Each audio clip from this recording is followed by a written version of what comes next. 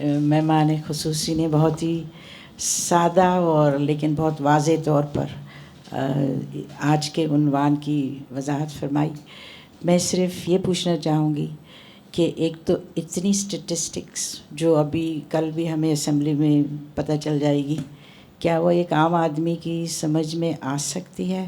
کیونکہ صرف وہی لوگ اس کو سمجھ سکتے ہیں جو اس اسٹیٹسٹکس کے حوالے سے جانتے ہیں، اور کچھ عام آدمی کو تو نہیں پتہ. اور ہم اسٹیٹسٹکس اور انڈیکسنگ سے ہمیشہ یہی سنتے آئے کہ پاکستان بہتری کی طرف جا رہا ہے، اور خصوصاً اقتصادی بہتری کی طرف جا رہا ہے. اور دوسرا، آپ کی علمیت اور آپ کے تجربے کی بنیاد پر میں صرف یہ پوچھنا چاہوں گی کہ آسٹیرٹی کا مطلب کیا ہے؟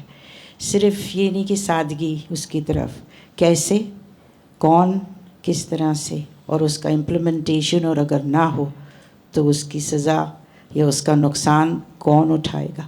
اور دوسرے، آپ نے فرمایا کہ ایشیا پیسیفک میں بہت ساری ریاستیں ہیں، کمبوڈیا، ویتنام اور یہ سب، ہم کیا ان میں سے کسی ریاست کی مثال کو اپنے سامنے نہیں رکھ سکتے ہیں؟